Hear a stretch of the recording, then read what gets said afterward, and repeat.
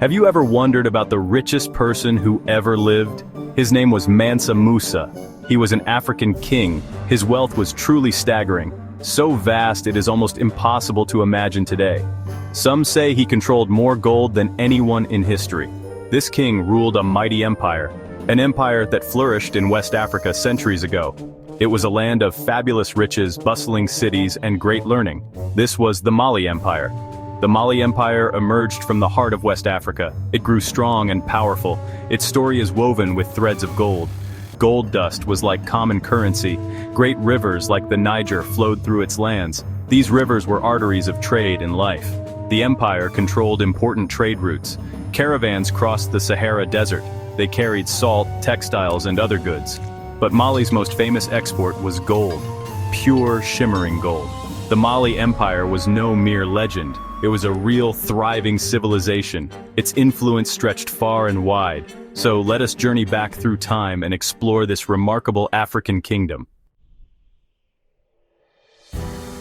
Before the rise of Mali, another great power held sway in West Africa. This was the Ghana Empire. It was also known as Ouagadougou. The Ghana Empire was ancient and formidable. It controlled trans-Saharan trade for centuries. It grew wealthy from gold and salt.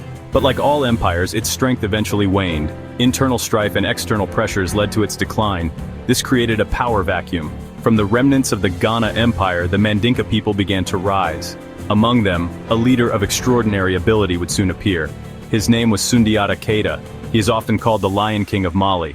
Sundiata Keita's early life was marked by hardship. Legend says he was a sickly child, unable to walk for many years. He faced exile and adversity, yet he possessed an indomitable spirit. He grew into a skilled warrior and a wise leader. He saw the need for unity among the Mandinka clans. Sundiata worked tirelessly to bring them together. With his united forces, Sundiata defeated his enemies. Around the year 1235, Sundiata established the Mali Empire. Generations passed after Sundiata Keita founded the Mali Empire. The foundations he laid were strong. The empire grew in size and influence. Then, in the early 14th century, around 1312, a new ruler ascended the throne. His name was Mansa Musa. He was Sundiata's grandnephew, or by some accounts, grandson. Mali was already a significant power, but Mansa Musa would elevate it to legendary status. His reign is often considered the zenith of the empire. Mansa Musa was a devout Muslim. In 1324, he embarked on a monumental journey to Mecca. His caravan was enormous. It stretched for miles across the desert. Thousands of soldiers, officials, and attendants accompanied him. Hundreds of camels carried provisions, and most famously, gold. The sheer amount of gold Mansa Musa took with him was astonishing. He distributed gold generously along his route. When he passed through Cairo in Egypt, he spent and gave away so much gold. The influx was so great that it devalued the local currency. Mansa Musa's pilgrimage had a profound impact. It literally put the Mali Empire on the maps of Europe and the Middle East. When Mansa Musa returned from his famous pilgrimage to Mecca, he was inspired. He had seen the great cities of the Islamic world. He brought back with him scholars, architects, and artisans. He was determined to transform his own cities. He wanted them to become centers of Islamic culture and learning. One city in particular benefited immensely from his vision. This city was Timbuktu. It was strategically located near the Niger River. Under Mansa Musa's patronage, Timbuktu flourished. He commissioned the construction of magnificent mosques. The Djinguereber Mosque, designed by the Andalusian architect Abu Ishaq al-Sahili, still stands today. He also established great centers of learning. The Sankore University, an ancient institution, was expanded and revitalized. It became one of the most important universities in the Islamic world during that period. Students and scholars flocked to Timbuktu. They came from across Africa and the Middle East. They came to study a wide range of subjects. The city became synonymous with knowledge and scholarship. It was a shining beacon of intellectual life in the medieval world. Mansa Musa's commitment to education was fundamental to this achievement. Even the most magnificent empires are not immune to the forces of change and decay. The Mali Empire, despite its immense wealth and power, was no exception. After the glorious reign of Mansa Musa, which ended around 1337, the empire began to face challenges. His successors were not always as capable or as fortunate. The strong, centralized leadership that had characterized Mali's peak started to weaken.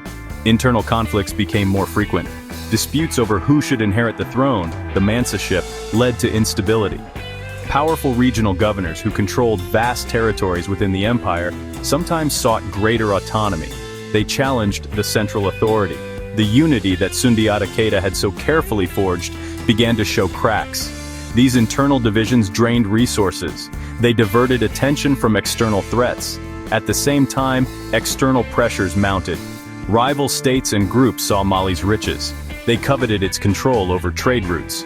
The Mossi kingdoms to the south launched raids. Tuareg nomads from the Sahara Desert increasingly threatened northern territories, including Timbuktu. Perhaps most significantly, the Songhai people who lived along the Niger River bend began to assert their independence. The sheer size of the Mali Empire also became a contributing factor to its decline. Maintaining control over distant provinces was a constant challenge. The Golden Age, so brilliantly personified by Mansa Musa, was gradually fading. Although the Mali Empire eventually fragmented and lost its dominance, its impact was profound and lasting. It did not simply vanish from the historical landscape. Instead, it left an indelible mark on the societies of West Africa. Its legacy continues to resonate in the region's culture, traditions, and collective memory. It also fundamentally reshaped the world's understanding of African history.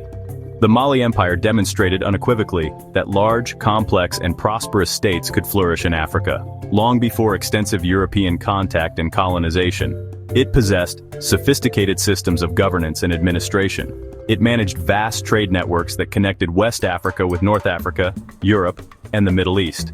It fostered remarkable centers of learning and Islamic scholarship. Its achievements in architecture, law, and diplomacy were significant. The epic stories of its founders and great rulers, like Sundiata Keita and Mansa Musa, are still told. They are preserved in the rich oral traditions of West African griots, the hereditary storytellers and historians. These narratives inspire a sense of pride. They connect present generations with a glorious past. The scholarly heritage of Timbuktu, though threatened at times, is still remembered and cherished. Efforts continue to preserve its precious ancient manuscripts. These are windows into a vibrant intellectual world. Mali's existence, its power, its wealth, and its cultural achievements directly contradict outdated colonial narratives. It reminds us of a time when an African empire was a global influencer. As we reflect today in 2025 upon the rise and fall of the Mali Empire, we can see its extraordinary journey. Its ascent was built upon the vision of leaders like Sundiata Keita. Unity and a shared purpose were key to its foundation. Its golden age, particularly under Mansa Musa, was a dazzling display. It showed what could be achieved with wise leadership, abundant natural resources, and a commitment to culture and learning.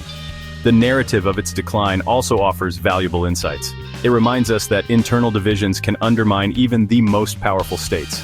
The challenges of managing vast and diverse territories are perennial. The inability to adapt to new political and economic realities can lead to a loss of influence.